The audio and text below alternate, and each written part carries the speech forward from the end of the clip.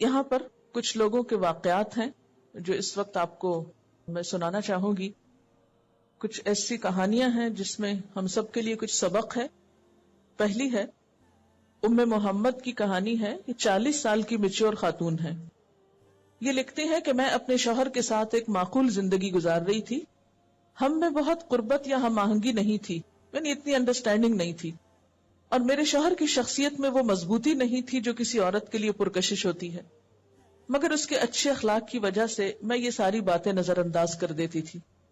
میرے شوہر اکثر اپنے دوست اور بزنس پارٹنر کا میرے سامنے ذکر کرتے. اکثر اس دوست سے ملاقات بھی ہوتی. سال گزرتے گئے اور اس سے ہماری دوستی بڑھتی گئی. وہ کئی گھنٹے میرے شوہر اور میرے ساتھ بیٹھ کر باتیں کرتے.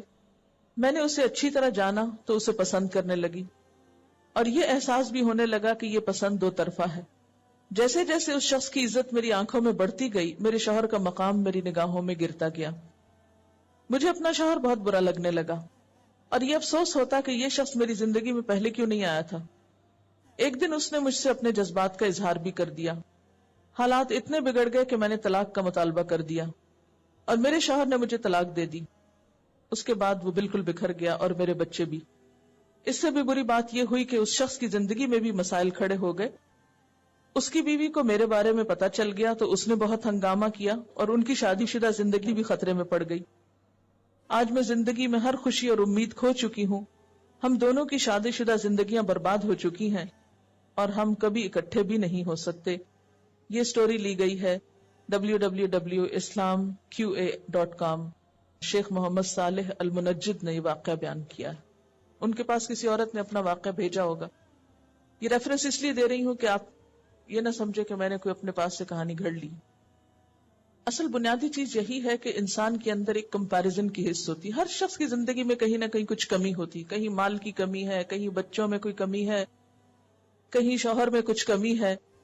تو انسان کی جو دنیا کی محبت یا نفس کی خرابی ہے وہ ہمیشہ بہتر سے بہتر کی تلاش میں رہتی ہے.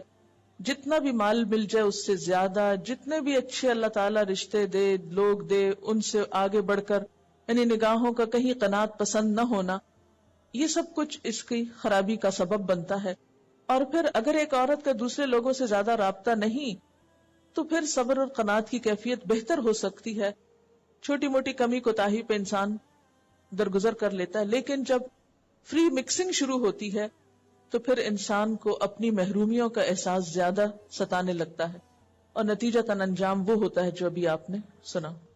ویڈیو کے نیچے سبسکرائب کے بٹن پہ کلک کریں، بیل کے آئیکن پہ کلک کیجیے تاکہ ہر نئی ویڈیو کی نوٹیفکیشن